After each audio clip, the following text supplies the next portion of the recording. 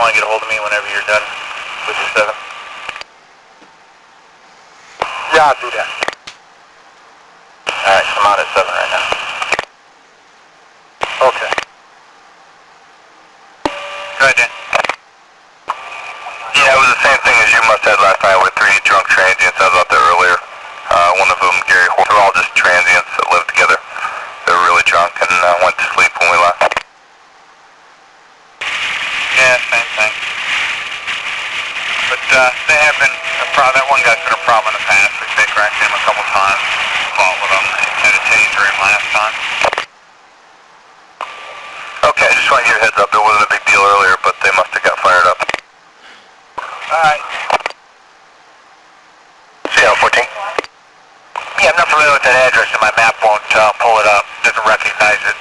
Give me directions. Okay, so those townhouses, they're off of McMullen Booth between and Bayshore. Those newer ones back up in there. Just south of Drew Street. Gotcha, thank you. Go ahead. Are you on 7 or are you available to meet up so I can get you your paperwork? Unless they're sub, man, I'm gonna hit up this thing. Oh yeah, I'll be 51. Copy.